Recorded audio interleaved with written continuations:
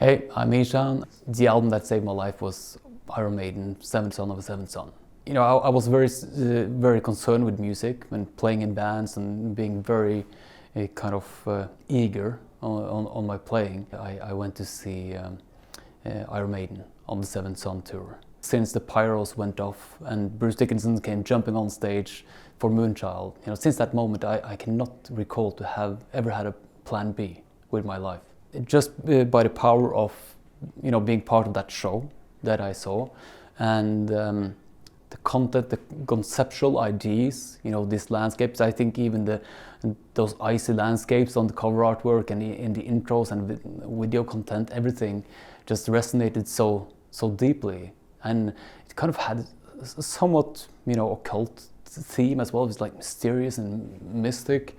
I would think that, or say that part of why it's kind of stuck with me as being such an important album was as I was a guitar player, but of course at that time there were no internet, and I never had any tutoring or anything like that.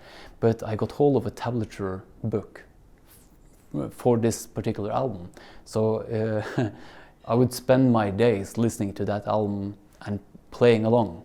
So I think it has, you know, in my search for melody, how I phrase things, you know, the nuances of Dave Murray's soloing, his kind of legato thing, to, you know, very traditionally harmonizing things in major thirds as they always do. Like it's and I think I've also been through that destined to write stuff for twin guitars. The best way I can kind of tap into that original, you know, emotional impact was really obviously because there's so much things that happened since I was at that show, and I've had the opportunity to kind of pursue those dreams, and actually, you know, against all odds, kind of ended up doing all this.